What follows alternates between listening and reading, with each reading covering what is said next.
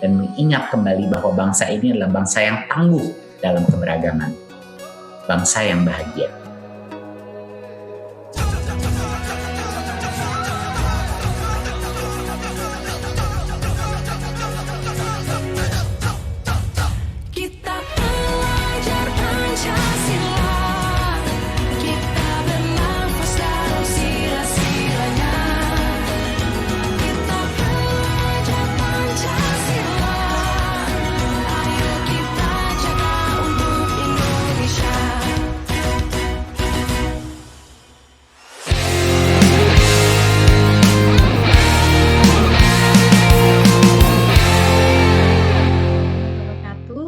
Salam sejahtera bagi kita semua. Om Swastiastu, Namo Buddhaya, salam kebajikan Rahayu.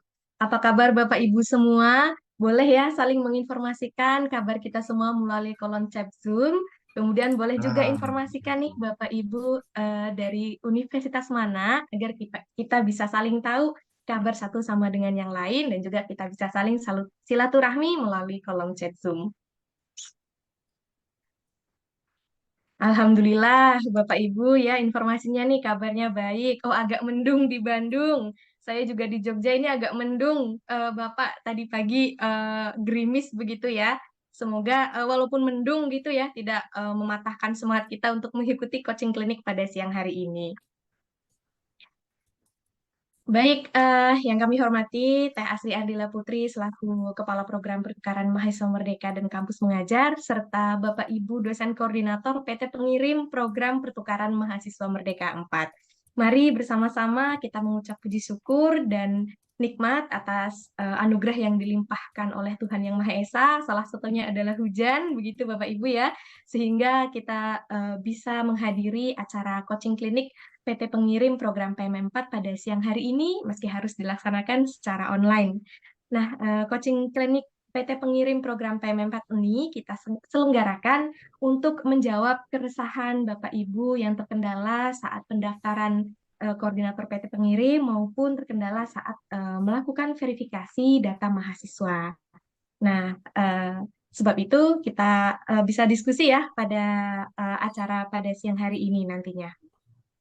Saya Asila Raswati, izin Bapak Ibu membacakan susunan acara pada siang hari ini.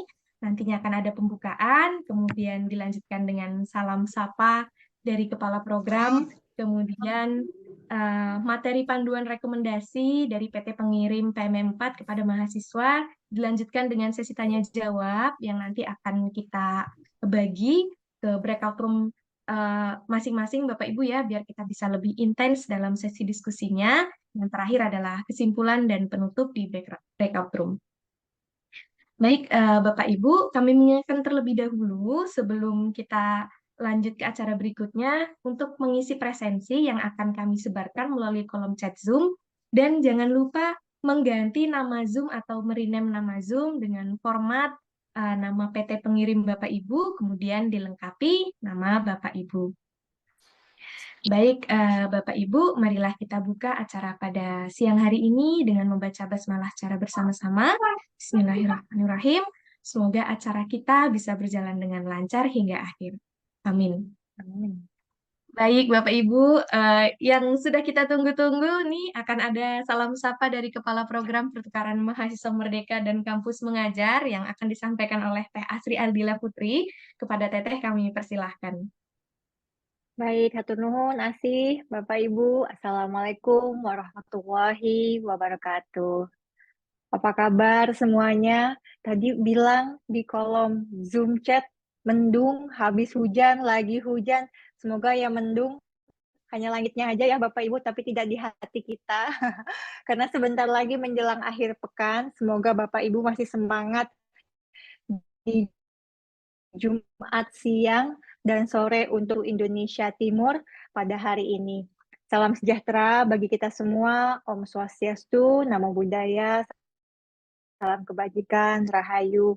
Hatur nuhun para pimpinan dan juga perwakilan perguruan tinggi dari berbagai wilayah di Indonesia dan juga para koordinator PT Pengirim PMM Angkatan keempat yang sudah hadir di ruang Zoom hari ini. Semoga semuanya dalam keadaan sehat walafiat dan semoga sudah selesai makan siang ya Bapak Ibu. Kalau sudah boleh di chat dong di Zoom chat. Tadi makan siang apa? Saya mau tahu nih Bapak Ibu. Tadi saya makan ayam bakar. Bapak Ibu makan apa nih? Semoga udah selesai makan ya. Jangan sampai mau mengikuti coaching klinik tapi perutnya masih lapar, nanti nggak bisa konsen Bapak Ibu. Nasi kerang, oke. Wah, saya belum pernah coba nasi kerang. Ayam bakar, wah kita sehati Ibu. Ikan bakar, papeda, aduh rindu sekali sama papeda saya.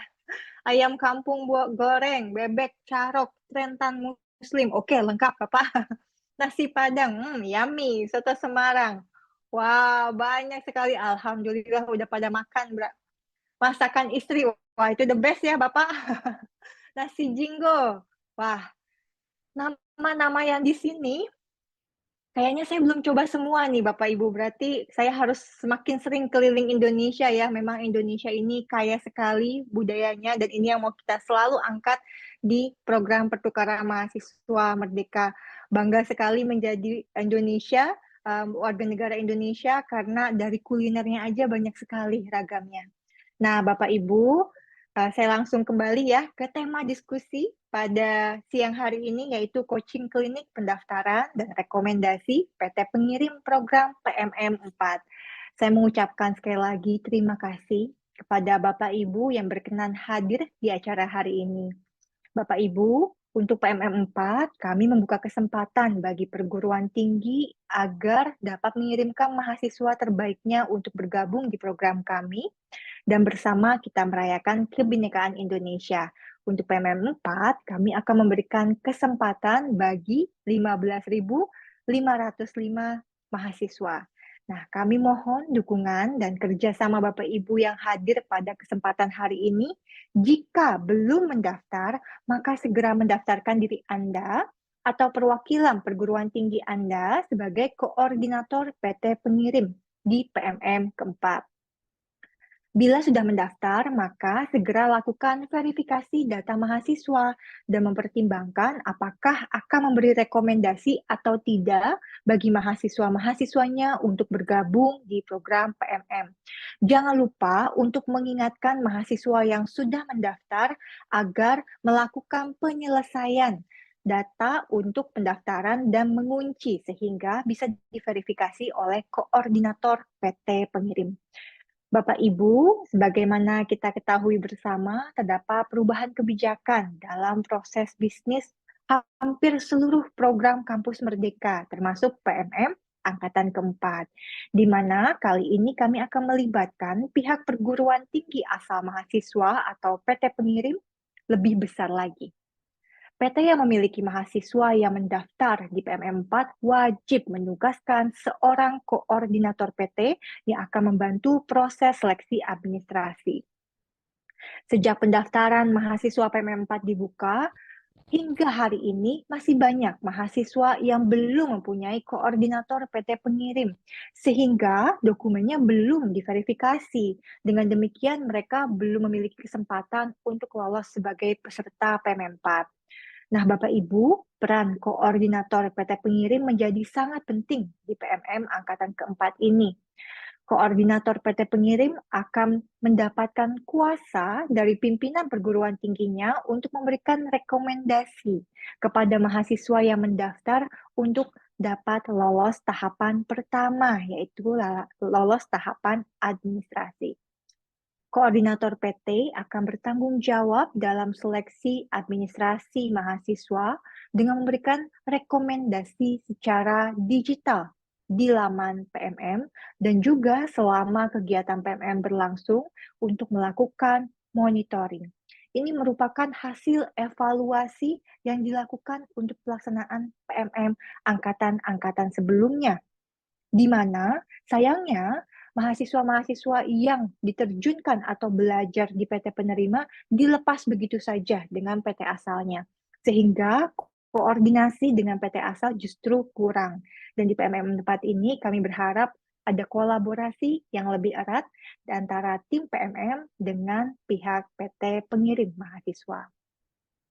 Bapak Ibu, pendaftaran koordinator PT pengirim sudah dibuka dan nanti akan kita buka hingga 2 hari ke depan, yaitu hingga tanggal 3 Desember. Pastikan Bapak Ibu sudah terdaftar ya. Surat tugas koor PT-nya sudah terverifikasi dan bisa memberikan rekomendasi kepada mahasiswa sekalian.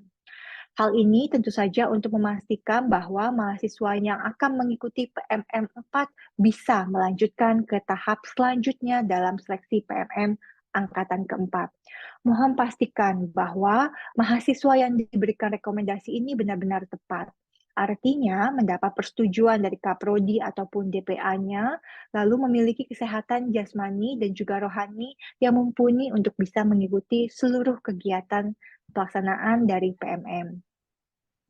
Untuk informasi detailnya terkait dengan teknis pendaftaran, silahkan mengikuti coaching klinik ini hingga selesai dan nanti Bapak Ibu bisa bertanya langsung kepada tim PMM. Kami siap membantu untuk menjawab pertanyaan dan juga keluhan serta menerima masukan terkait dengan proses pendaftaran dan pemberian rekomendasi PT Pengirim PMM Angkatan keempat. Terima kasih semuanya, salam sehat Bapak Ibu, semoga kita bertemu dalam pelaksanaan PMM Angkatan keempat nanti. Hatur nuhun, saya kembalikan kepada Asih. Baik, Teteh. Terima kasih atas salam sapanya.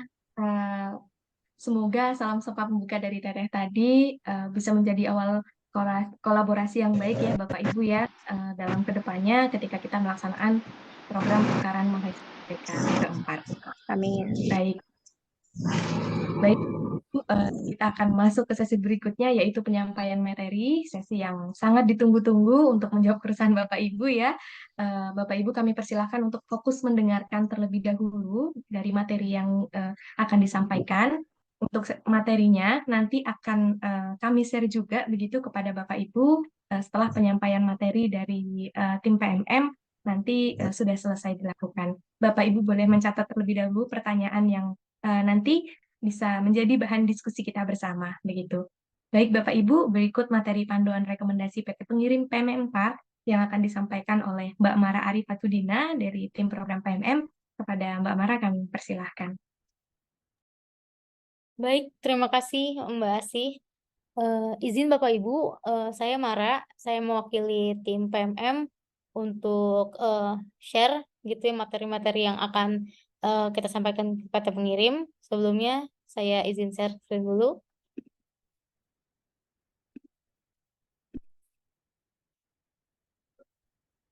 Oke.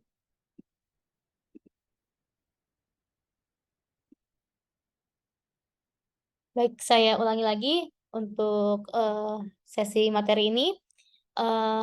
Assalamualaikum warahmatullahi wabarakatuh.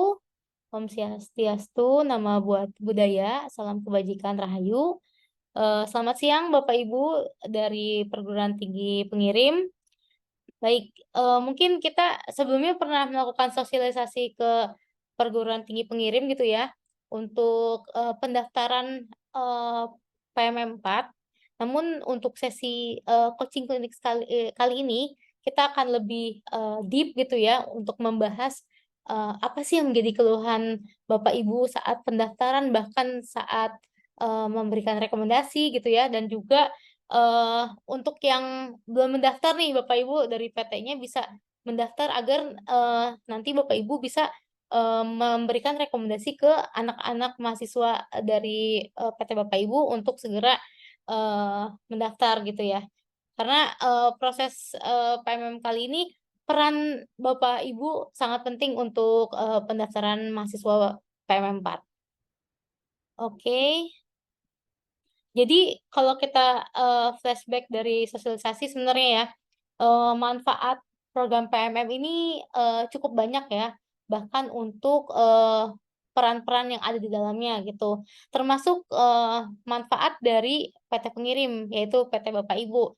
Seperti mendukung PT dalam mencapai IKU, kita tahu peraturan kementerian gitu ya, untuk mencapai IKU 2 gitu ya, membutuhkan pengiriman mahasiswa untuk belajar di kampus asalnya gitu. Dan yang kedua, pengalaman pengembangan tata kelola program khususnya pertukaran mahasiswa dan juga perluasan dan penguatan jejaring kerjasama Tridharma. Jadi nanti kita harapkan ada jalinan kerjasama antara PT penerima, PT pengirim gitu ya. Bukan hanya sekedar kerjasama untuk koordinasi mahasiswa PMM ya, tapi ke depannya kita berharap kerjasama itu lebih luas dan juga bermanfaat bagi PT masing-masing. Lalu kalau kita bisa flashback gitu ya, untuk manfaat mahasiswanya juga cukup banyak gitu ya. Selain pengalaman baru gitu ya, di mana mahasiswa kan pindah belajar gitu dalam satu semester ke PT penerima, jadi pasti banyak nilai-nilai yang didapatkan seperti tujuan juga PMM ya, meningkatkan nilai kebinekaan atau keragaman gitu ya. Kita bisa benar-benar memberikan manfaat ke mahasiswa itu terkait perbedaan suku, agama, kepercayaan, kebudayaan, dan bahasa. Dan bagaimanapun kita sebagai bangsa Indonesia ingin sekali nilai toleransi itu tinggi di bangsa kita. Jadi dengan ikut PMM bisa mencapai nilai tersebut. Terus juga nanti mahasiswa akan menjalin pertemanan, lintas budaya, dan juga adat istiadat gitu ya. Bagaimana mereka bisa membuka link gitu, bukan hanya terkungkung dalam ini ya, lingkungannya sendiri, tapi juga bisa ke tempat baru dengan pertemanan yang baru. Terus juga mengembangkan soft skill di mana nanti kepemimpinannya, kepercayaan dirinya, dan juga kepekaan sosialnya itu bisa meningkat. Dan juga di sini adalah kesempatan mahasiswa dapat mengambil mata kuliah di luar prodi, tapi dengan catatan PT pengirim harus bisa mendukung hal tersebut gitu ya. Jadi untuk pengakuan SKS memang kita akan balikan lagi kebijakan di PT pengirim, tapi kita mendorong kalau misalkan mahasiswa itu bisa belajar di luar prodi, kami persilahkan gitu ya. Lalu di sini mahasiswa juga memperoleh nilai kredit. Jadi di program MBKM ini memang kita pengakuannya sampai 20 SKS gitu. Jadi eh, ini Bapak Ibu juga bisa notice nih, mahasiswa yang dikirim itu sebaiknya memang diakui sampai 20 SKS. Lalu nanti ada sertifikat dan juga pembiayaan selama 1 semester gitu ya. Jadi tapi ini mahasiswa sudah kami sosialisasikan gitu ya. Mereka sudah paham. Sekarang kita next ke materi berikutnya.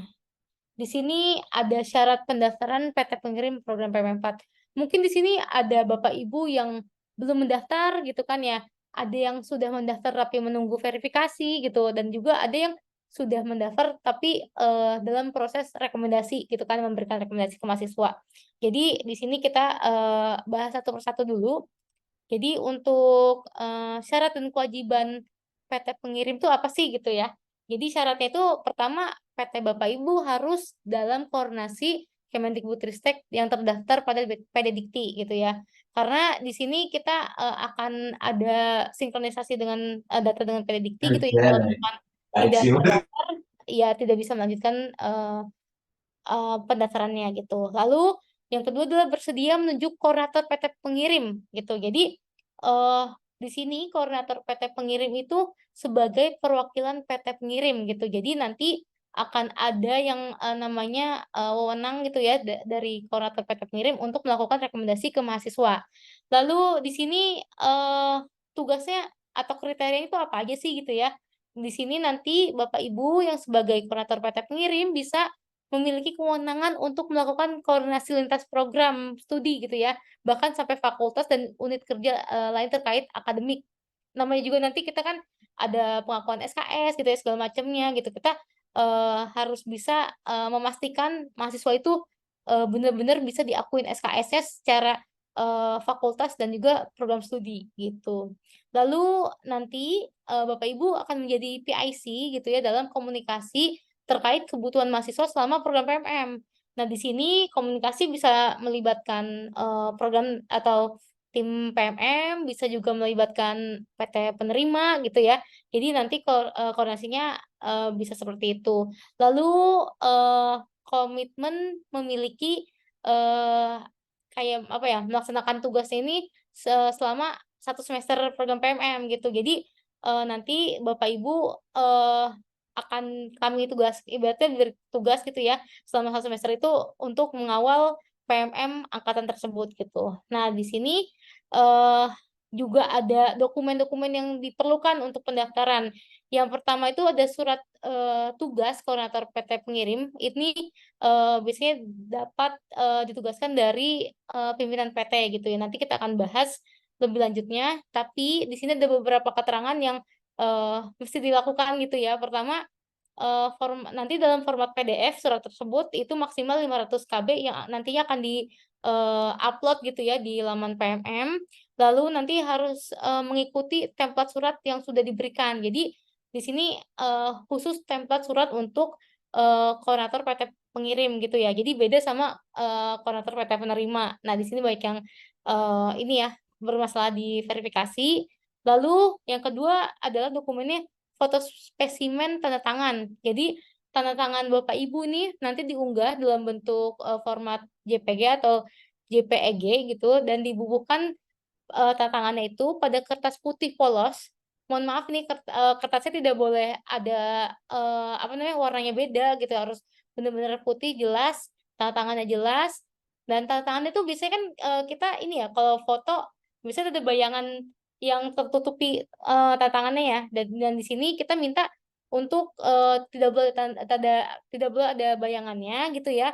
Dan juga gambarnya jangan pecah dan juga jangan terlalu kecil gitu tantangannya. Kalau misalkan tantangannya terlalu kecil, Bapak Ibu bisa crop nih. Jadi bentuknya itu proporsional untuk tanda tangan tersebut.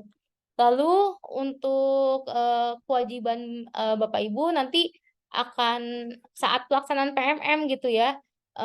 Dan sebelum pelaksanaan seperti persiapan tuh udah mulai ada tugasnya, yaitu melakukan koordinasi keberangkatan, kepulangan, dan juga keadaan darurat mahasiswa program PMM. Jadi sebelum mahasiswa berangkat ke PT penerima, ada pengawalan juga dari Bapak Ibu saat kepulangannya pun memastikan mahasiswa itu pulang dengan selamat di tempat tujuannya. Lalu juga nanti ketika ada keadaan darurat atau keadaan tiga dosa dalam dunia pendidikan itu bisa ditangani dengan koordinasi dengan PT penerima. Nah, di sini kalau keadaan tersebut biasanya ini ya bisa koordinasi juga dengan Satgas PPKS di PT Bapak Ibu.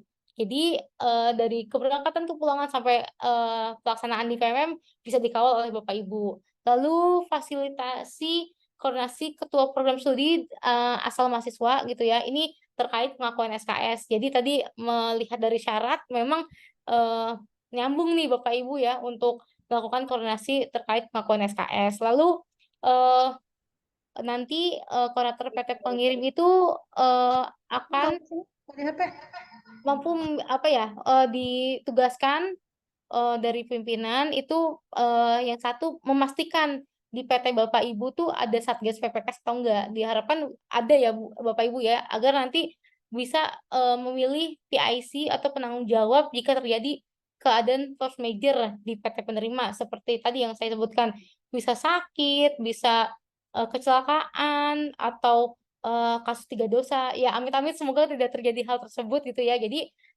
kita dibuat apa namanya PIC tersebut biar ada yang mengawal kasus tersebut. Terus juga yang di sini penting adalah saat pendaftaran mahasiswa, Bapak Ibu bisa memberikan rekomendasi kepada mahasiswa outbound Bapak Ibu untuk bisa mengikuti program PMM. Istilahnya ada izin lah dari PT pengirim seperti itu. Oke.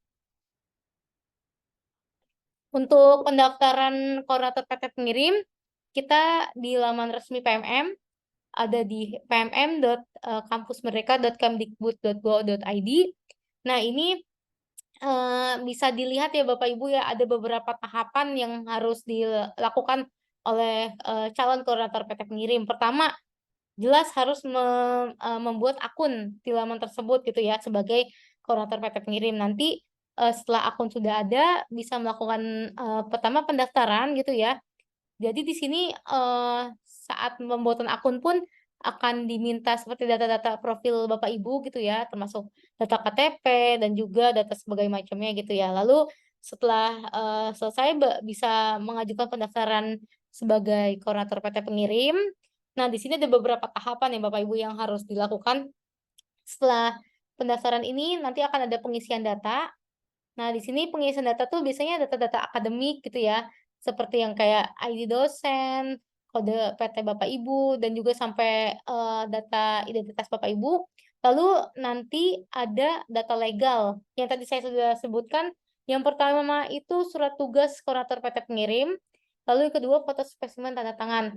Nah, biasanya nih yang udah mendaftar tapi masih menunggu verifikasi dari verifikator dokumen Bapak Ibu ini biasanya terhambat di sini gitu ya. Nah, untuk itu kami akan membahas satu persatu gitu ya yang menjadi kendala. Yang pertama tuh biasanya suratnya itu template-nya tidak sesuai Bapak Ibu. Bapak Ibu biasanya juga ini ya, mungkin juga nggak ngeh gitu kalau yang diupload adalah template surat koordinator PT penerima. Sedangkan koordinator PT pengirim ini template-nya beda gitu Bapak Ibu. Jadi bisa dilihat di sini ya perbedaannya dan juga poin-poin gitu yang di dalam surat itu berbeda sekali. Jadi mohon maaf gitu ya bila ada verifikasi dari verifikator itu segera diperbaiki lalu disubmit ulang gitu ya. Nah, kami harap proses perbaikan ini berlaku apa ya dilaksanakan cepat waktu gitu ya oleh Bapak Ibu agar kelancaran verifikasinya lebih cepat gitu.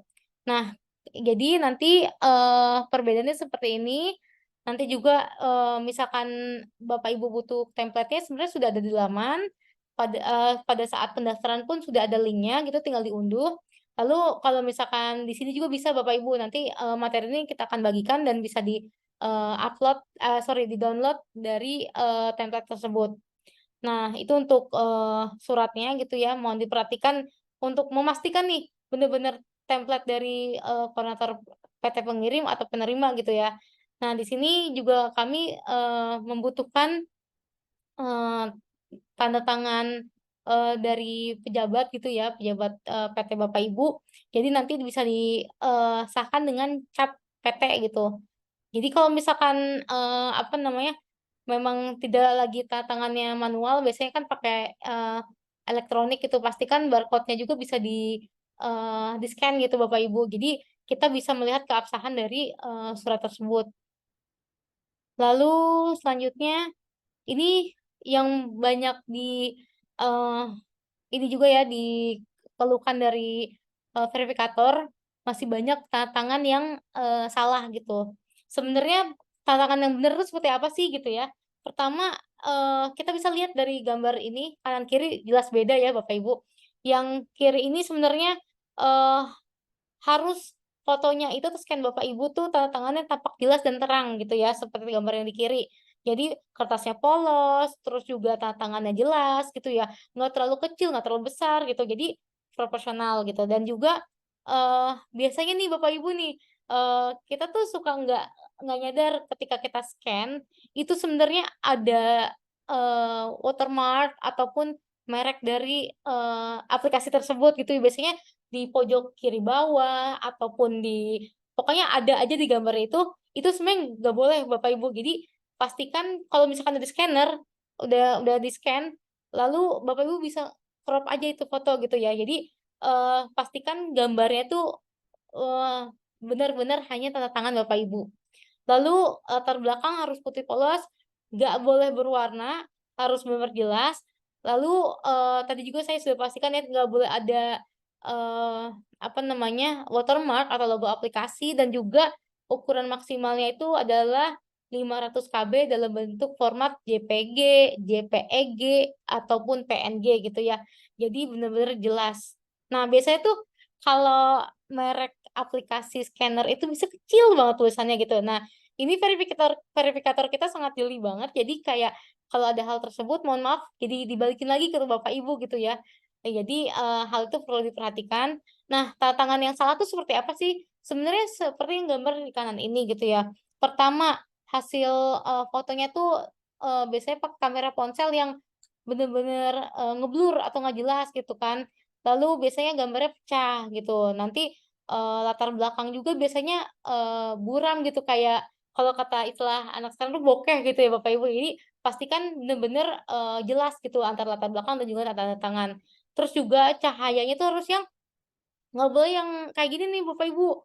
misalkan cahayanya nggak merata gitu, ada bayangan ataupun nanti gelap gitu, itu nggak boleh Bapak Ibu. Jadi nanti juga perhatikan watermark yang kata saya sebutkan tadi, ini kalau ada watermark bener-bener harus di crop dulu supaya memastikan tanda tangannya itu bener-bener jelas gitu ya. Itu terkait tanda tangan. Lalu untuk pemberian rekomendasi gitu ya. Ini tadi udah kita bahas untuk bagian pendaftaran koordinator PT pengirim gitu ya. Lalu ketika misalkan revisi dari verifikator sudah dilakukan atau langsung verified gitu ya dari verifikator, nanti Bapak Ibu akan ditugaskan untuk memberikan rekomendasi ke mahasiswa.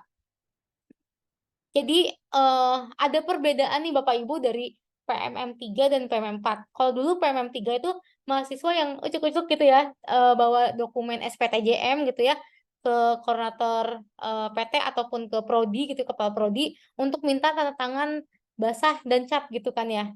Nah, kalau dulu waktu PMM 3 seperti itu kan, nanti mahasiswa sudah dapat dokumen tersebut bisa diupload gitu ya ke laman PMM, terus juga baru bisa diverifikasi sama tim PMM gitu. Lalu kalau untuk PMM 4 ini ada perbedaannya. Yang pertama kita bisa lihat ya kotak yang di atas sama bawah ini bisa dilakukan secara paralel gitu ya. Jadi yang pertama kotak atas itu mahasiswa itu daftar dulu nih ke laman PMM. Lalu nanti mahasiswa akan mengisi data dan upload dokumen atau berkas yang dibutuhkan gitu ya langsung di laman PMM. Lalu melakukan persetujuan atau poin-poin yang dulunya di SPTJM gitu ya sekarang berbentuk digital gitu ya. Lalu nanti di situ dilihat di kotak yang bawah nanti untuk koordinator PT pengirim akan mendaftar akun dulu nih, mendaftarkan diri sebagai koordinator PT pengirim di laman gitu ya. Lalu nanti koordinator PT pengirim juga mengunggah surat tugas dan tanda tangan yang tadi saya sebutkan gitu ya. Itu prosesnya pendaftaran. Nanti akhirnya koordinator pengirim dapat memverifikasi data dan melakukan approval ke mahasiswa secara massal dan langsung melalui laman PMM. Jadi udah nggak ada berkas-berkas yang ditandatangani secara manual Bapak Ibu. Jadi semua dilakukan dalam laman PMM. Jadi nanti Bapak Ibu akan seperti melihat kesesuaian data segala macam itu lewat laman. Jadi intinya adalah Bapak Ibu nih yang bisa mengukur eligible atau enggak nih mahasiswa yang akan dikirimkan untuk program PMM. Lalu, jadi di sini tampilan tahapan pendaftarannya itu seperti ini. Jadi nanti Bapak Ibu setelah akun sudah dibuat gitu ya, nanti lakukan pendaftaran. Pertama Bapak Ibu akan melakukan pendaftaran. Lalu yang kedua itu akan ada yang namanya pengisian data. Nah, pengisian data tuh yang tadi saya sebutkan, data-data yang seperti NIDN atau segala macam dan juga data legalnya gitu yang dokumen tadi ya, yang 2 dokumen yang saya sudah sebutkan. Lalu kalau misalkan udah melakukan hal tersebut, nanti Bapak Ibu bisa memberikan rekomendasi ke mahasiswa. Nah, kalau di tahapan mahasiswanya itu, mahasiswa tuh harus pengisian data dulu, lalu pilih PT penerima. Di sini kita PT penerima bisa memilih sampai 7 pilihan gitu ya Bapak Ibu. Nanti Bapak Ibu baru bisa melihat mahasiswa mana yang ibaratnya lakukan pendaftaran di PMM gitu ya. Ya nanti dari hasil Bapak Ibu gitu ya bisa dicek gitu verifikasinya dokumen-dokumen mahasiswa itu nanti itu udah termasuk ke rekomendasi gitu ya. Jadi dari mahasiswanya tuh ngunci data dulu, milih PT penerima, baru nanti bisa melakukan rekomendasi dari Bapak Ibu. Lalu ini untuk tampilan nanti laman Bapak Ibu ya di akun masing-masing. Pertama seperti ini nih Bapak Ibu. Bapak Ibu bisa melihat di dashboard gitu ya. Ada namanya fitur rekomendasi. Nah, fitur rekomendasi ini nanti anak-anak mahasiswa yang sudah mendaftar PMM gitu ya, yang mengajukan diri nanti bisa Bapak Ibu lihat di sini. Pertama ada seleksi mahasiswa program PMM 4, diklik aja nih tombol yang warna biru ini. Lalu di sini kelihatan Bapak Ibu siapa aja yang mendaftar. Biasanya di sini ada seperti program studinya apa, namanya siapa, NIM-nya siapa, sampai ini tanda apakah Bapak Ibu sudah merekomendasikan atau belum gitu kan ya. Di sini ada legendanya. Kalau misalkan belum warnanya kuning, kalau tidak direkomendasikan warnanya merah ataupun sudah direkomendasikan Bapak Ibu itu warnanya hijau gitu ya. Jadi nanti Bapak Ibu bisa klik di sini juga nih tombol biru untuk melakukan verifikasi atau rekomendasi gitu ya untuk mahasiswa tersebut. Nanti ini Bapak Ibu pertamanya akan melihat berkas-berkas gitu ya, sesuai atau tidak. Nah, pada akhir laman tersebut akan ada yang namanya kotak mohon isi alasan jika tidak direkomendasikan dan juga 2 tombol nih Bapak Ibu. Jadi pertama tombol direkomendasikan atau tidak direkomendasikan gitu. Jadi nanti ketika Bapak Ibu misalkan merekomendasikan mahasiswa gitu ya sudah sesuai semua datanya gitu, silakan klik direkomendasikan. Tapi kalau misalkan masih ada revisi gitu ya, revisi di data isian gitu, nanti bisa menuliskan revisinya apa aja sih gitu. Nanti bisa klik tidak rekomendasikan. Jadi mahasiswa tahu nih mahasiswa harus melakukan apa lagi untuk perbaikan tersebut. Jadi nanti akan kami jelaskan lebih lanjut terkait tombol tidak direkomendasikan gitu ya. Mungkin saya akan memperlihatkan contoh verifikasi dari laman PMM.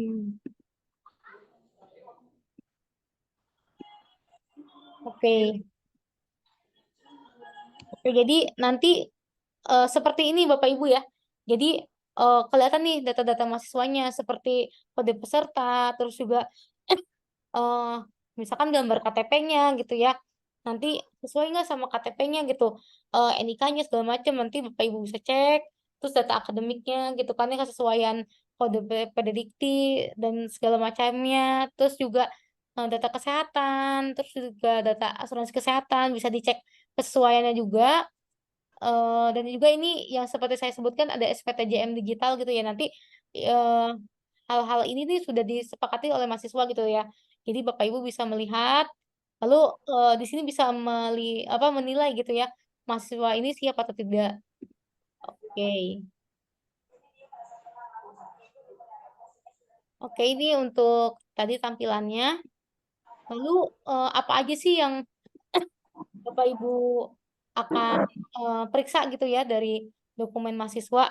Jadi di sini Bapak Ibu ada namanya dokumen yang menjadi syarat kelulusan gitu.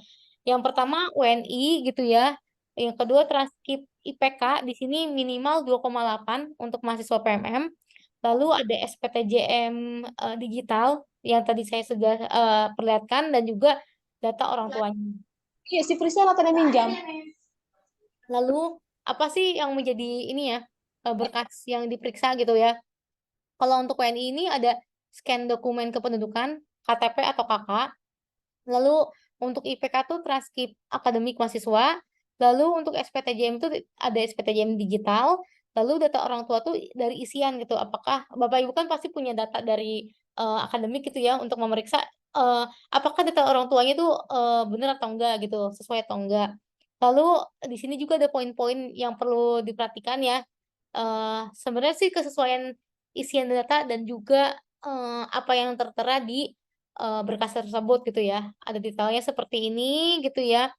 Terus ada apa namanya di sini ada misalkan IPK berapa, semester berapa gitu. Nah, untuk IPK tadi kami sudah sebutkan di minimal 2,8. Lalu untuk pendaftaran mahasiswa itu minimal di semester 3 gitu ya Bapak Ibu. Kalau misalkan kurang dari semester 3 misalkan semester 1 itu belum bisa gitu. Jadi nanti lebih baik Bapak Ibu bisa tidak rekomendasikan seperti itu karena emang tidak memenuhi syarat gitu. Lalu nanti juga data orang tua bisa dicek itu kesesuaiannya di data PT Bapak Ibu. Lalu di sini ada tanda khusus ya Bapak Ibu ya untuk WNI gitu untuk KTP atau KK. Di sini mohon maaf sekali untuk perbaikan data KK atau KTP kan sebenarnya ada di data profil, bukan data isian gitu ya. Saat ini memang di sistem kami belum bisa untuk melakukan perbaikan tersebut gitu. Jadi nanti ada catatan penting untuk saat pemberian rekomendasi gitu ya Bapak Ibu. Yang pertama ketika ada perbaikan data profil KTP atau KK tersebut itu nanti dilakukan setelah pengumuman gitu, bukan saat sekarang gitu. Jadi nanti kami gitu ya memohon ke Bapak Ibu untuk membuat catatan rekomendasi dari Bapak Ibu gitu. Jadi nanti ada template-nya kami juga akan jelaskan di situ lebih menjelaskan tentang mahasiswa mana aja sih gitu ya. Terus kesalahannya tuh di mana gitu kan untuk apa namanya untuk menjadi catatan gitu. Sebenarnya kalau kalau misalkan di data isian gitu, ini semua udah terpenuhi gitu, udah sesuai, tetapi di KTP-nya nggak sesuai, misalkan KTP-nya itu ngeblur gitu ya. Nah, hal itu Bapak Ibu kita memberikan wewenang sebenarnya untuk direkomendasikan atau enggak gitu. Tetapi kalau misal pun menurut Bapak Ibu itu berhak untuk direkomendasikan, maka kami butuh catatan tersebut gitu ya. Jika nanti kita penyamaan data gitu kan ini tahapannya ada beberapa ya Bapak Ibu ya. Nanti ketika hasil dari tahapan-tahapan tersebut sudah ada, kita cocokkan apakah mahasiswa ini lulus atau enggak gitu ya. Kalau misalkan nanti memang lulus gitu, kami perlukan untuk nge-reach out mahasiswa itu untuk memperbaiki data tersebut. Tapi catatannya memang untuk data KTP atau KK saja gitu ya. Nah, untuk seleksi administrasi kepada mahasiswa dapat dilakukan setelah mahasiswa mengunci data pendaftaran PMM yang sudah saya sebutkan ya. Jadi setelah mahasiswa mengunci itu Bapak Ibu baru bisa nih verifikasi. Kalau mahasiswa itu belum mengunci data pendaftaran gitu data-datanya itu belum bisa masuk ke list yang tadi saya sebutkan, list verifikasi. Lalu di sini seleksi administrasi kepada mahasiswa itu kita memberikan wewenang kepada Bapak Ibu untuk memberikan rekomendasi atau tidak direkomendasikan mahasiswa tersebut gitu ya. Jadi nanti kalau misalkan tidak direkomendasikan perlu mengisi alasan jika direkomendasikan. Jadi misalkan mahasiswa itu sebenarnya gini, untuk revisi kita bisa memberikan revisi gitu ya kepada mahasiswa tersebut, misalkan pengisian datanya ada yang salah gitu ya. Jadi dengan Bapak Ibu mengisikan alasan dia misalkan verifikasinya apa gitu yang salah, misalkan minta diperbaiki, Bapak Ibu bisa tulis di situ, lalu Bapak Ibu mengklik tidak rekomendasikan gitu ya, itu akan jadi revisi buat mahasiswa gitu ya. Tapi catatan gitu ya kalau yang hanya yang salah adalah KTP atau KK, itu Bapak Ibu karena perbaikannya tidak bisa, jadi bisa lanjut direkomendasikan aja gitu kan ya. Nanti Bapak Ibu kasih catatan ke kami, lalu nanti kalau misalkan Bapak Ibu benar-benar tidak merekomendasikan mahasiswa tersebut, di alasannya tersebut bisa diisi tidak direkomendasikan gitu. Jadi ada dua cara gitu ya, revisi pertama mungkin soal data isian, terus revisi yang kedua udah nggak ada lagi gitu ya, udah fix, itu bisa langsung rekomendasi atau tidak rekomendasikan. Lalu yang selanjutnya adalah pastikan koordinator PT memeriksa dengan teliti gitu ya dokumen dan berkas atau isian mahasiswa karena bagaimanapun ini kita anggap juga seperti seleksi administrasi mahasiswa gitu ya. Ketika memang ada yang salah nanti akan berujung ke belakang dan itu akan menyulitkan mahasiswa dan juga PT. Oke. Untuk dokumen tambahan ada data-data yang kita perlukan yang perlu disesuaikan verifikasinya dengan Bapak Ibu ya. Jadi ada data pededikti mahasiswa. Jadi nanti isian mahasiswa ini akan ditarik dari database pededikti. Ini isiannya mencakup seperti ini, kode, nama, prodi dan segala macamnya. Lalu data beasiswa. Jadi di sini isinya adalah mahasiswa ini sedang menerima beasiswa atau enggak sih gitu ya. Jenis beasiswanya apa, terus besaran beasiswanya apa per bulannya karena ini udah peraturan dari PMM sebelumnya jika mahasiswa ini adalah mahasiswa beasiswa akan ada penyesuaian BBH gitu ya. Karena ada peraturan dari kementerian juga seperti itu, jadi perlu data yang akurat gitu. Nah, di sini daftar beasiswanya ada gitu ya. Apakah dari afirmasi difabel, BIM, beasiswa unggulan, bidik misi, KIPK, terus juga BPI, terus ada bantuan belajar mahasiswa, terus sama asrama mahasiswa Nusantara. Jadi dari hal-hal tersebut itu Bapak Ibu bisa melihat gitu ya dari data PT gitu, apakah mahasiswa ini benar-benar dapat beasiswa atau enggak gitu. Terus juga terkait data kesehatan, di sini beda sama PMM3 ya. Waktu itu kita kalau ada yang nggak punya BPJS itu bakal dibikitin sama PMM. Tapi untuk tahun ini tidak seperti itu. Jadi pastikan mahasiswa ini saat nanti pelaksanaan PMM gitu mempunyai asuransi kesehatan. Kenapa? Karena asuransi kesehatan itu akan perlu jika benar-benar mahasiswa itu mengalami hal yang tidak diinginkan ya, seperti kecelakaan atau sakit gitu kan ya, itu bisa digunakan. Jadi daripada nanti pas di sana tidak ada yang menjamin untuk apa namanya biayanya, jadi kita pastikan mahasiswa ini walaupun daftar misalkan nggak ada gitu ya, tapi kita harus memastikan gitu mahasiswa ini komitmen untuk membuat atau mengaktifkan asuransi kesehatan ketika pelaksanaan PMM. Jadi di sini kita minta data nanti scan surat keterangan sehat ini penting gitu ya, biar karena kan di SPTJM itu ada klausul memang sehat secara jasmani gitu ya. Terus juga BPJS kesehatan atau asuransi kesehatan gitu ya disertakan buktinya. Terus juga ada riwayat penyakit atau obat gitu ya, itu juga harus dipastikan ke anaknya apakah secara fisik mereka bisa eligible untuk ikut PMM gitu. Jadi nanti diperiksa adalah suratnya itu tertanggalnya apakah periodenya masih Oktober atau Desember, apakah misalnya kalau terlalu kejauhan kan bisa jadi nggak berlaku gitu ya Bapak Ibu. Terus untuk asuransi kesehatan juga dipastikan apakah asuransi kesehatan itu punya anak tersebut gitu ya, mahasiswa tersebut, dan juga buktinya apa gitu ya. Dan juga untuk riwayat penyakit seperti daftar riwayat penyakit, terus juga obat yang di rutin dikonsumsi juga kita harus tahu ya, supaya kalau ada apa-apa kita bisa jaga-jaga saat pelaksanaan PMM. Lalu untuk catatan rekomendasi, nah tadi kan saya sudah jelaskan ketika mahasiswa ini tidak bisa memperbaiki data profil atau KTP atau KK itu ya, itu Bapak Ibu kan akan seperti ini ya, memberikan catatan gitu kan. Nanti template-nya juga akan kita berikan. Lalu di sini ada ketentuan-ketentuannya. Koordinator PT pengirim memiliki wewenang untuk merekomendasikan dan tidak rekomendasikan mahasiswa berdasarkan kesesuaian data yang diunggah mahasiswa. Jadi ini kewenangan Bapak Ibu ya untuk memilih mahasiswa yang siap atau tidak untuk mengikuti PMM. Lalu misalkan ada data mahasiswa yang tidak sesuai pada bagian isian data gitu seperti transkrip, SPTJM, data orang tua gitu ya. Jadi Bapak Ibu bisa melakukan membuka akses perbaikan untuk mahasiswa itu dengan klik tidak rekomendasi tapi mengisikan informasi apa aja atau alasan apa aja kenapa mahasiswa itu harus memperbaiki gitu. Misalkan Bapak Ibu bisa menuliskan transkrip tidak sesuai dengan isian, mohon misalkan unggah transkrip yang benar, atau misalkan mohon mengubah data isian seperti di berkas gitu kan. Itu bisa bisa Bapak Ibu kasih revisi. Lalu untuk perbaikan data KTP atau KK gitu yang itu adalah data profil mahasiswa, saat ini mohon maaf belum bisa dilakukan.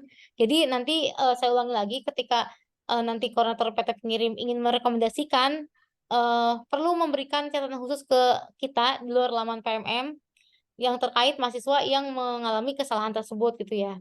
Nah, poin ini juga penting ketika koordinator PT pengirim sudah terlanjur memberikan rekomendasi pada mahasiswa yang salah gitu.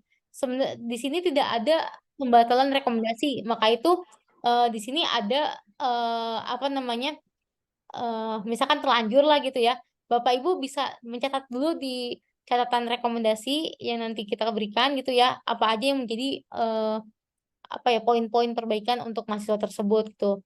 Nah, template khususnya bisa diakses di sini Bapak Ibu nanti bisa maaf, nanti bisa lihat ntar kayak seperti ini saya cari dulu. Oke. Jadi seperti ini Bapak Ibu ya. Jadi nanti catatan verifikasinya Bapak Ibu bisa download dulu gitu ya. Nanti isikan secara manual seperti nama PT pengirimnya apa, koordinator PT-nya siapa, NIDN Bapak Ibu dan juga HP Bapak Ibu ya nomornya. Lalu di sini eh bisa dilihat ada nama mahasiswanya siapa, NIM, asal prodi, terus PT penerima yang dipilih oleh mahasiswa itu apa gitu ya. Atau pas saat pengumuman kan biasanya ada pilihan mereka gitu ya. Lalu nanti catatan dari Bapak Ibu itu apa sih gitu. Misalkan KTP berkas tidak sesuai atau nanti soal apa namanya kakak atau segala macamnya. Nanti seperti biasa tempat, tanggal dan bulan, lalu nama lengkap Bapak Ibu dan juga tanda tangan dan di sini bisa ditulis ya koordinator PT pengirim. Jadi nanti ketika mahasiswa itu sudah melewati tahapan pengumuman dan konfirmasi gitu ya, nanti Bapak Ibu silakan berikan ke kita gitu ya. Nanti kita mungkin akan ada informasi lebih lanjut ya bagaimana cara pengumpulannya. Lalu nanti itu menjadi eh, data kita untuk memperkuat mahasiswa ini eligible atau enggak untuk diluluskan di PMM seperti itu. Oke, balik lagi ke sini. Oke, jadi nanti saya sudah sebutkan tadi ya, kumpulkannya setelah tahapan pengumuman dan konfirmasi keikutsertaan mahasiswa program P4. Oke, lalu di sini jadi tadi kan kita udah membahas juga tentang dua tombol tersebut gitu ya. Ini adalah konfirmasi dari Bapak Ibu ya terkait mahasiswa ini diizinkan atau tidak gitu ya. Jadi tombol direkomendasikan digunakan oleh Bapak Ibu untuk memberikan rekomendasi kepada mahasiswa. Jadi kalau mahasiswa itu benar-benar udah sesuai datanya, udah benar-benar layak gitu ya, Bapak Ibu bisa langsung merekomendasikan dengan mengklik tombol tersebut. Lalu kalau misalkan tombol tidak direkomendasikan ada dua fungsi ya Bapak Ibu ya. Kalau misalkan tadi sudah saya sebutkan, yang pertama tuh digunakan ketika Bapak Ibu benar-benar menolak atau tidak merekomendasikan mahasiswa tersebut gitu ya. Tetapi nanti tolong dicatatkan di sini di kolom mohon isi alasan ini dengan tulisan tidak direkomendasikan gitu ya. Jadi kita nggak rancu nih mahasiswa ini dapat revisi atau benar-benar tidak direkomendasikan gitu ya. Terus yang kedua adalah jika Bapak Ibu itu memberikan akses revisi atau perbaikan ke mahasiswa, Bapak Ibu bisa mengisikan dulu nih perbaikannya apa di sini gitu ya, berkas apa yang salah atau apapun gitu ya, isian yang salah gitu ya, itu bisa tulis di sini lalu klik tidak direkomendasikan gitu. Jadi nanti ketika memang Bapak Ibu udah nulis di sini dan juga udah apa namanya sudah diklik ini, Bapak Ibu tuh udah memberikan langsung membuka akses ke mahasiswa tersebut. Jadi nanti tolong arahkan ke mahasiswa udah bisa mengisi atau memperbaiki lalu minta kunci ulang gitu biar Bapak Ibu bisa verifikasi kembali. Seperti itu.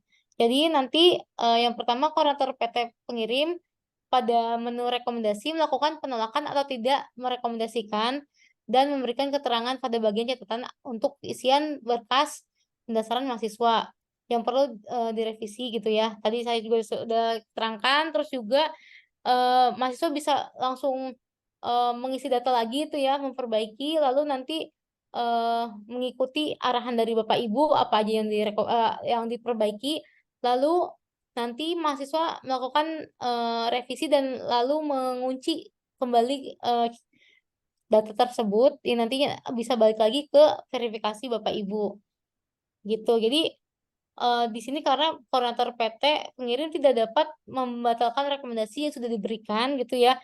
Misalkan terlanjur memberikan rekomendasi gitu nggak bisa dibatalkan lagi atau udah menulis tidak direkomendasikan dan mengklik tidak rekomendasikan itu tidak bisa dibalikan kembali. Jadi pergunakan untuk apa ya tahapan revisi itu sebaik mungkin gitu ya. Semoga mahasiswa bisa ke arah untuk perbaikannya. Jadi nanti datanya sudah sesuai. Lalu nanti bila Bapak Ibu ada pertanyaan di selesai acara ini gitu ya, masih ada kebingungan, Bapak Ibu bisa mengakses laman PMM. Lalu di situ ada yang namanya forum diskusi atau ada klik pusat bantuan gitu ya. Itu di situ kita kan menjawab gitu ya keluhan Bapak Ibu atau pertanyaan Bapak Ibu melalui laman tersebut. Jadi reach out kami melalui itu sangat terbuka Bapak Ibu. Nah, mungkin sebelum saya tutup, mungkin kesimpulannya gini Bapak Ibu. Rekomendasi Bapak Ibu sangat penting gitu ya buat mahasiswa outbound, tetapi rekomendasi itu bukan satu-satunya cara untuk meloloskan mahasiswa gitu ya.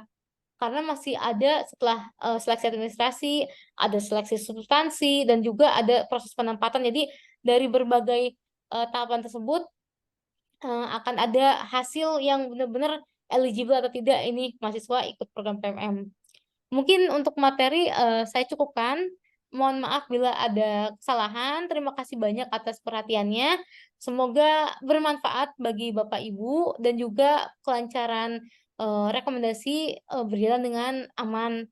Dan juga terakhir saya akan membacakan tagline PMM, bertukar sementara bermakna selamanya. Terima kasih semuanya. Assalamualaikum warahmatullahi wabarakatuh. Waalaikumsalam warahmatullahi wabarakatuh. Salam warahmatullahi wabarakatuh. Baik, terima kasih Mbak Mara atas penyampaian materi yang sudah disampaikan. Baik Bapak Ibu, seperti tadi yang kami informasikan sebelumnya, mohon maaf sekali kita tadi berencana untuk membuka breakout room begitu Bapak Ibu ya, agar kita bisa lebih intens untuk berdiskusi. Akan tetapi karena terdapat kendala pada Zoom begitu ya, sehingga kita belum bisa nih untuk melangsungkan sesi breakout room, dan juga untuk sesi ini karena tadi terkendala sehingga harus kita live-kan di YouTube, dan agar peserta yang di YouTube juga tidak ketinggalan informasi begitu ya Bapak Ibu ya, maka untuk sesi diskusi akan tetap kita laksanakan di main room ini. Sekali lagi mohon maaf ya Bapak Ibu ya terkait kendala teknis yang dialami. Baik Bapak Ibu, kita akan masuk ke sesi diskusi. Di sini sudah banyak sekali yang sudah raise hand untuk bertanya, tapi sebelum itu mungkin saya izin rangkum beberapa pertanyaan yang sudah masuk di kolom Q&A dan juga chat ya.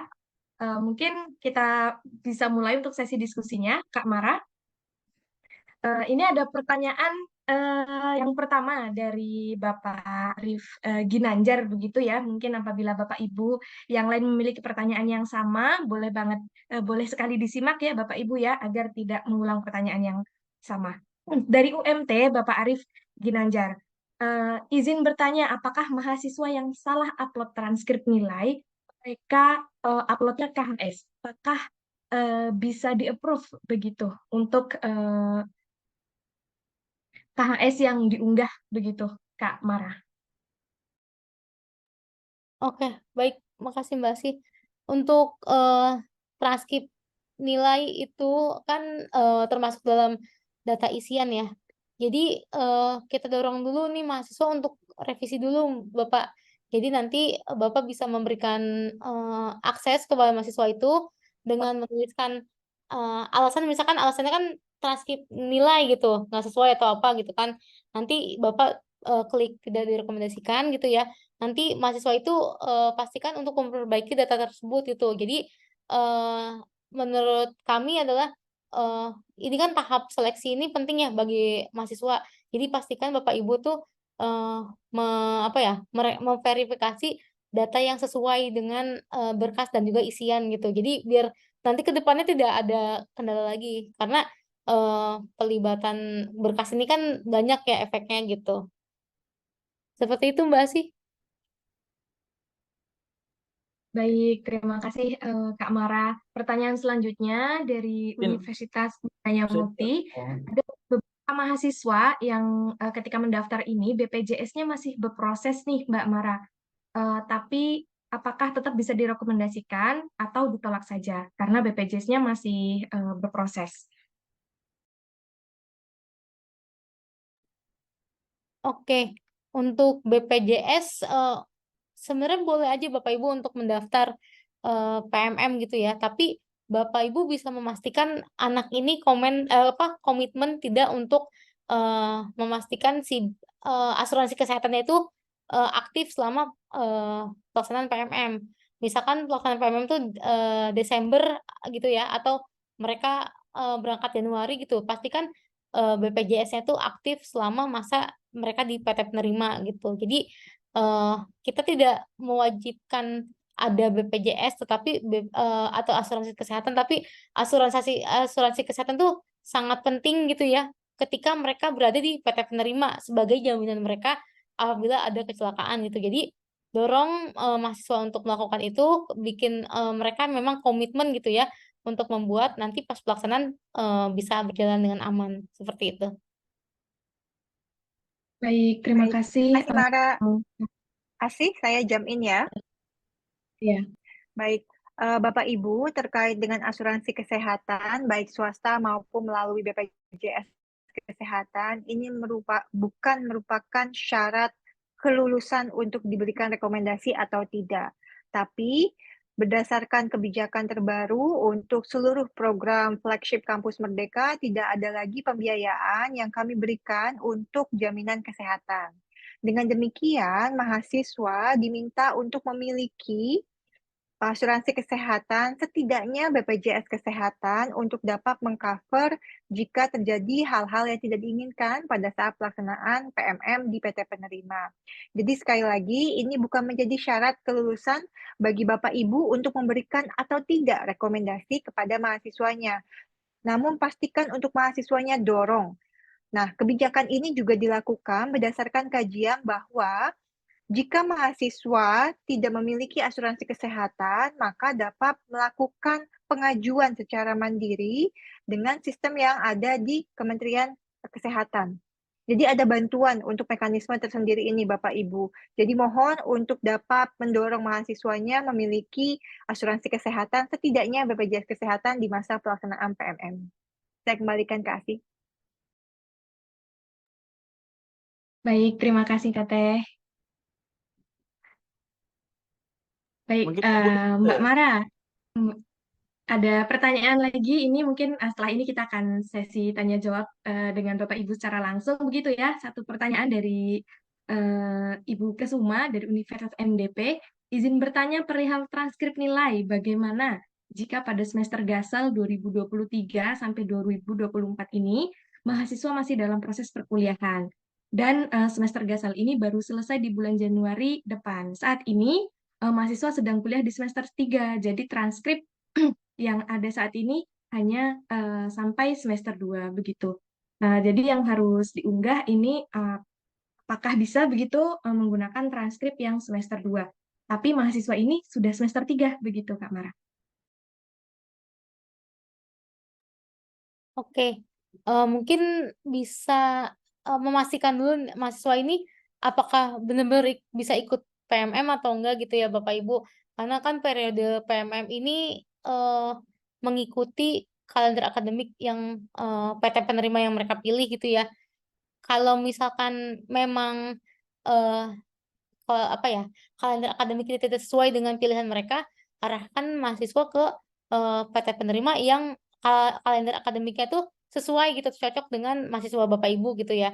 Terus kalaupun apa namanya transkrip nilainya itu masih semester 3 masih berjalan gitu ya, paling tidak kita tetap butuh bukti untuk mahasiswa ini sudah di semester 3 gitu Bapak Ibu. Jadi nanti Mahasiswa aktif. kalau untuk IPK-nya kan sebenarnya bisa mengikuti dari ini ya semester 2 gitu ya, IPK terakhir gitu ya. Tapi bisa membuktikan nih mahasiswa ini di semester 3 atau semester 3 atau semester lebih dari semester 3 gitu. Jadi bisa dipersiapkan transkrip nih nilainya yang sementara aja dulu gitu ya, tetapi ada pembuktiannya gitu. Baik, terima kasih Kak Mara. Baik Hmm. Bapak Ibu, mungkin kita akan buka sesi tanya jawab yang interaktif begitu ya. Mungkin di sini sudah ada dari Ibu, maaf, ada dari Ibu Agustina dari Stikes Fatima Parepare. Kami persilahkan. Ya, baik. Terima kasih. Selamat sore. Mbak Mara, pertanyaan kami masih terkait dengan pertanyaan yang terakhir, terkait dengan nilai transkrip. Nilai transkrip ini persoalannya kan masih sementara berlangsung. Kami tidak bisa memilih program lain yang sesuai karena yang diminta di PMM 4 ini adalah semester 4. Artinya yang akan mengikuti semester 4 ini adalah mereka yang sedang berada di semester 3. Dengan sendirinya mereka belum bisa mendapatkan nilai transkrip untuk semester 3.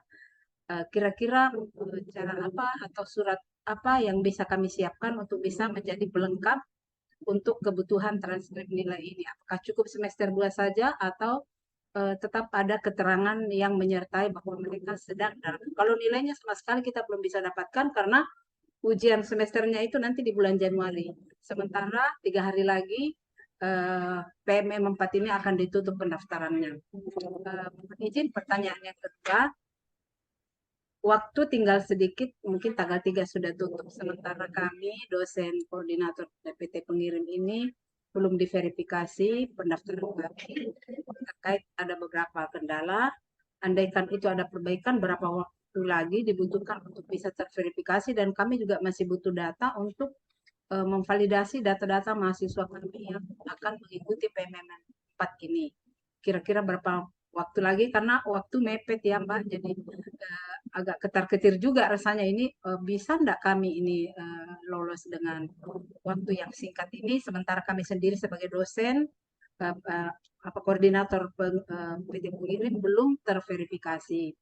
Lalu kemudian pertanyaan berikut, waktu PMM 3 kemarin itu agak beda ya dengan yang 4 ini, itu mohon izin di mana kita dapatkan form untuk surat dari pimpinan untuk bisa dikirim ke menjadi PT pengirim. Suratnya dari mana? Dia ambil dari laman mana, Mbak? Karena itu kami tidak temukan, kami sudah cari-cari nggak ketemu. Jadi di laman mana bisa kami temukan untuk form itu supaya bisa kami gunakan untuk PT pengirim. Terima kasih. Baik, Asih, saya langsung jump in, nanti Mara bisa menambahkan ya. Siap. Baik, terima kasih Ibu Fatima untuk pertanyaannya, langsung 3 diborong ya Ibu. Hatur nuhun untuk antusiasmenya Bapak Ibu yang lain. Semoga sambil menyimak ya, kalau ada pertanyaan yang sama maka akan kami jawab dan bersamaan bisa kita move on ke pertanyaan selanjutnya. Yang pertama terkait dengan transkrip nilai, Bapak Ibu, dikarenakan PMM angkatan keempat ini kita buka untuk semester genap mulai dari semester 4. Mahasiswa yang mendaftar berarti sedang berada di semester 3. Maka transkrip yang diunggah IPK adalah semester 2. Cukup ya Bapak Ibu, cukup semester 2. Tapi wajib ada pengesahannya. Kalaupun menggunakan atau screenshot dari website, berarti kan harus ada website resminya kelihatan ya. Jadi boleh scanan, boleh dari laman resmi masing-masing perguruan tinggi.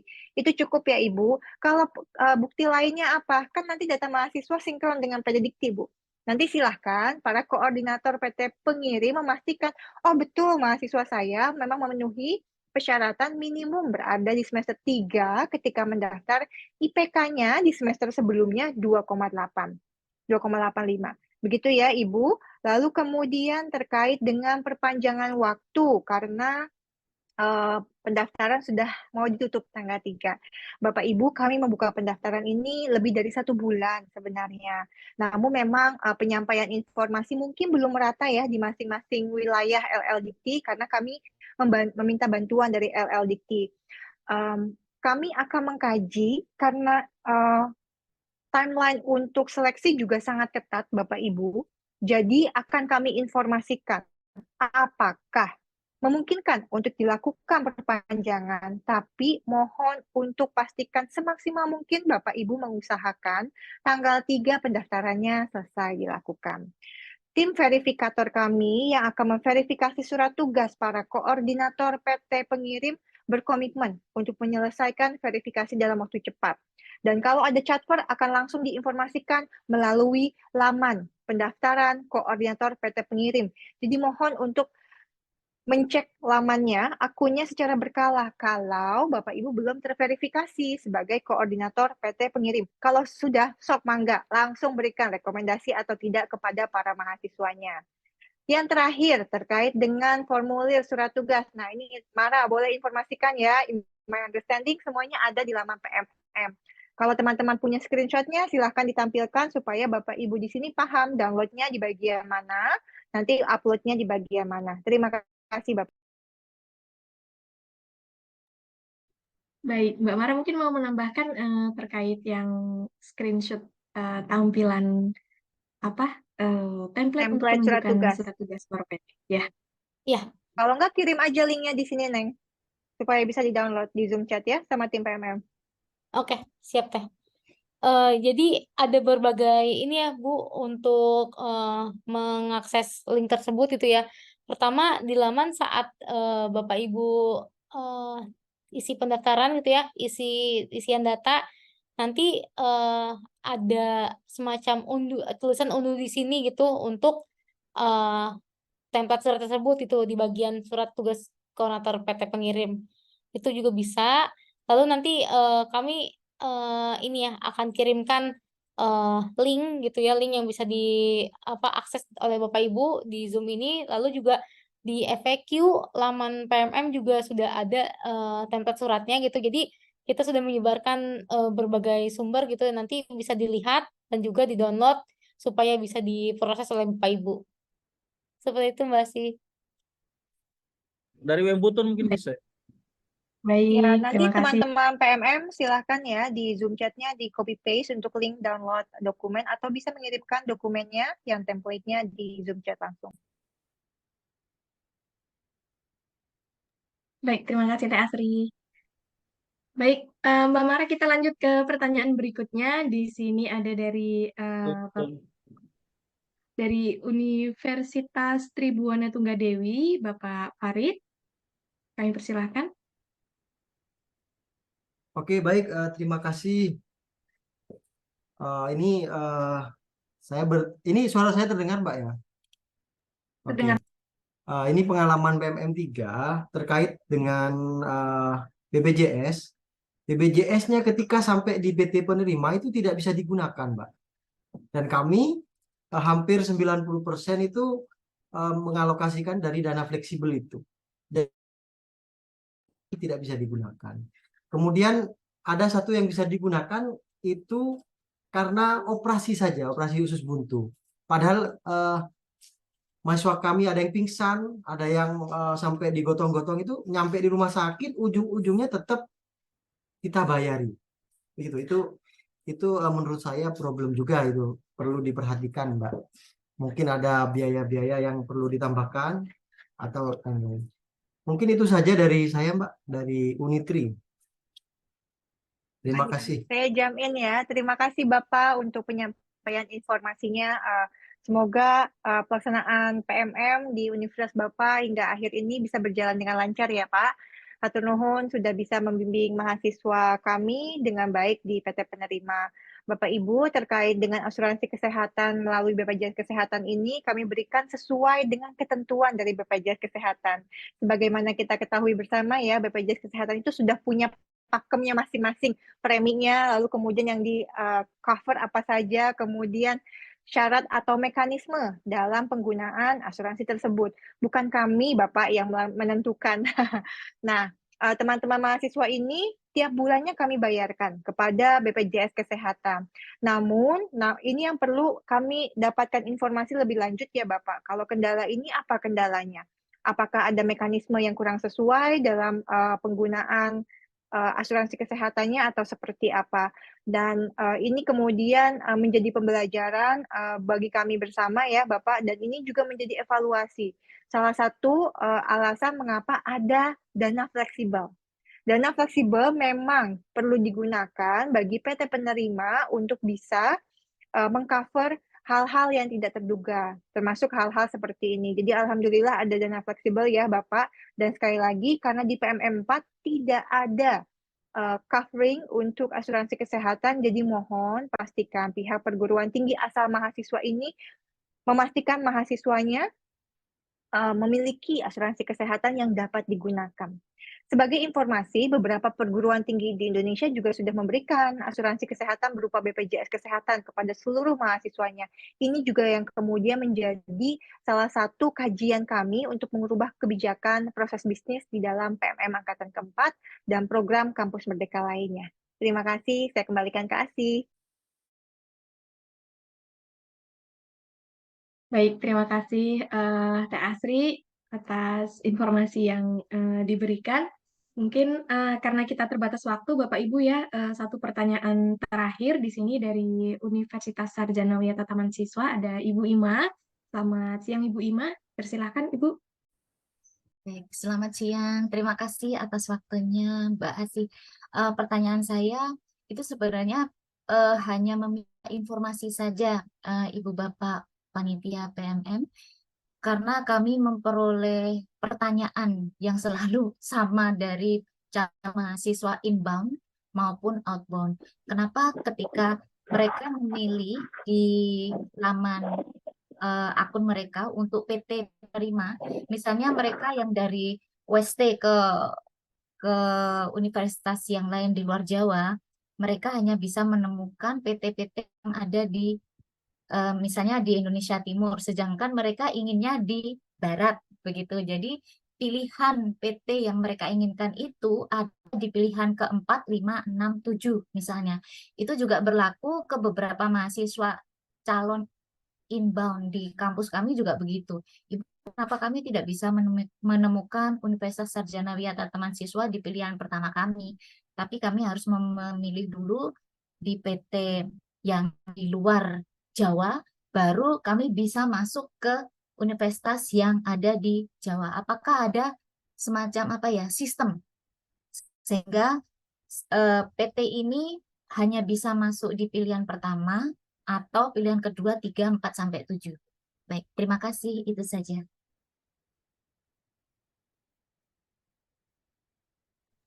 Silakan Mara, nanti saya Baik. tambahkan. Oke, baik, terima kasih. Silakan Pak. Jadi Bu Ima, untuk mengapa PT penerima tidak bisa lagi dipilih oleh mahasiswa gitu ya? Karena di sistem kami memang ketika PT penerima tersebut sudah full gitu ya kuota pemilihnya gitu, kan pilihan 1 sampai 7 ada gitu ya. Ketika memang sudah full kuotanya, secara sistem memang otomatis tertutup gitu, jadi tidak bisa dipilih lagi oleh mahasiswa. Itu secara ini ya, generalnya seperti itu gitu. Jadi nanti kan maksudnya gini, mahasiswa mungkin yang awal-awal masih bisa milih tuh karena kuotanya masih tersedia gitu. Tapi mungkin yang ini kan udah mau akhir-akhir gitu ya, mungkin jadinya pilihan PT penerimanya makin mendikit gitu karena kuota di PT tersebut pilihannya udah banyak gitu. Mungkin ada tambahan Teh? Ya, correct me if I'm wrong ya, Mara. My understanding dipertanyakan kenapa perguruan tinggi tersebut tidak muncul di dalam pemilihan sebagai PT penerima. Bapak Ibu, mohon dipastikan bersama ya bahwa dalam pelaksanaan PMM 3 dan PMM 4 ini kan memang harus berpindah klaster pulau. Jadi memang secara algoritma nanti secara sistem ditampilkan hanya PT-PT yang available untuk bisa dipilih mahasiswa jika secara lokasi memang berada di luar klaster pulau yang berbeda. Nah, seperti yang disampaikan oleh Mara, muncul atau tidaknya ini bergantung kepada kuota yang ditawarkan PT penerima tersebut. Sedikit berbeda dengan PMM angkatan ketiga, Bapak Ibu mohon untuk dapat menyampaikan ya kepada mahasiswanya, penempatan kepada PT penerima berdasarkan hasil seleksi akan sangat bergantung kepada hasil dari tes seleksi substansi mahasiswa. Jadi nanti by system memang akan dipetakan, tapi nanti kami lihat lagi skor dari tes substansi yang dilakukan oleh mahasiswa.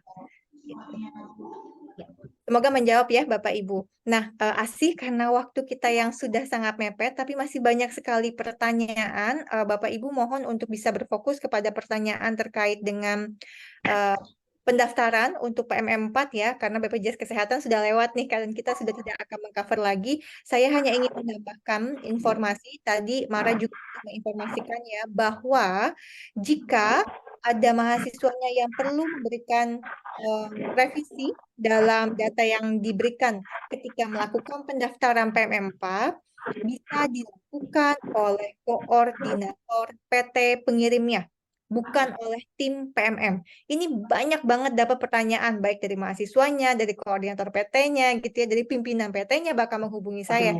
Saya bilang yang bisa memberikan akses untuk revisi adalah para koordinator PT pengirim. Jadi pastikan Bapak Ibu untuk perguruan tinggi Bapak Ibu sudah memiliki koordinator PT pengirim.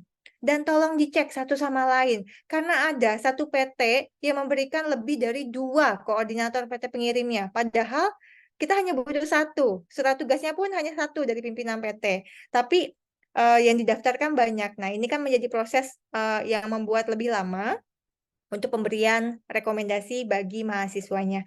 Semoga perjalanan untuk tahapan pendaftaran dan seleksi mahasiswa, DMN, dan juga tugas koordinator PT pengirim untuk PMM 4 berjalan dengan lancar. Kami mohon kerjasamanya Bapak Ibu. Terima kasih. Bu, mohon maaf saya ingin bertanya satu pertanyaan aja, Bu. Saya ini ditanya-tanya oleh mahasiswa dari Universitas Muhammadiyah Maluku Utara, belum bisa memberikan rekomendasi saya dipercayakan untuk koordinator. Namun saya cek di sistem saya, sampai sekarang masih terkunci, saya tidak bisa memberikan rekomendasi kepada mahasiswa. Mohon petunjuknya, Bu. Oke, Mara, seems like ini ada chatver dari SSC untuk surat tugasnya ya, kalau misalnya belum verified. Ya, Bapak mohon dicek ya di laman PMM, sekalian tim PMM coba tolong cek juga ya ke tim Yang IT, terkendalanya apakah di ada catatan verifikasi. ya, terkendalanya di tanda tangan scan itu belum bisa Iya, masuk. Bapak. Ya. Kalau misalnya tanda tangannya belum sesuai, kami tidak bisa approve, Bapak. Nah, masalahnya tidak ada file yang kita upload. Kan scan-nya udah ada, cuman belum bisa di-upload. Iya, Bapak. Mungkin bisa mohon bantuan kolega atau bahkan mahasiswa Bapak untuk membantu ya dalam pemberian tanda tangan elektronik atau foto yang sudah di-scan, masukkan ke dalam dokumen tersebut. Karena mohon maaf Bapak Ibu, kami hanya bisa melakukan verifikasi dan memberikan approval surat tugas jika semua sudah lengkap dan sesuai. Kenapa? Karena kami yang bertanggung jawab ketika diaudit oleh BPK. Nanti sebagai koordinator PT akan mendapatkan SK dari Dirjen Dikti. Dan jika mau masuk ke dalam SK Dirjen Dikti, semua persyaratan pendaftaran yaitu surat tugasnya harus sesuai. Maka kami dari tim pelaksana bertugas untuk memastikan semuanya sudah lengkap dan sesuai dengan persyaratan yang nantinya dalam jangka panjang akan diaudit oleh BPK. Mohon kerjasama Surat Bapak Ibu tugasnya, untuk bisa melengkapi dan juga memenuhi persyaratan yang telah ditetapkan ya. Terima kasih. Oke, Asih, silahkan kita bisa beralih ya. Terima kasih. Izin satu lagi, Bu. Boleh, Bu? Baik Bapak Ibu, dikarenakan keterbatasan waktu kita, mungkin apabila masih ada pertanyaan yang ingin disampaikan, nanti boleh menghubungi tim PMM melalui pusat bantuan, forum diskusi, ataupun melalui WA Group yang tadi WA Group Koordinator PT Pengirim sudah dibantu share oleh tim PMM. Bapak Ibu bisa menghubungi kami melalui WA Group tersebut. Bapak Ibu, karena sudah di penghujung acara, terima kasih sudah hadir pada acara coaching klinik PT Pengirim PMM 4 pada hari ini. Kami melihat semangat luar biasa tinggi Bapak Ibu ya dari peserta raise hand dan juga pertanyaan-pertanyaan yang disampaikan. Informasi untuk materi juga sudah kami bantu melalui melalui kolom chat. Sekali lagi terima kasih atas partisipasi yang sudah diluangkan. Semoga informasi yang kita dapatkan dapat membantu pelaksanaan program berjalan lebih lancar, terutama pada proses rekomendasi mahasiswa. Mohon maaf apabila dalam penyelenggaraan acara terdapat kekurangan. Semoga kita dapat berjumpa kembali di kesempatan berikutnya. Baik, izinkan saya berpantun Bapak Ibu, jalan-jalan ke Pulau Bangka, jangan lupa mampir ke Sungai Musi. Bapak Ibu yang sudah kasih sudah mengikuti acara hari ini. Wassalamualaikum warahmatullahi wabarakatuh.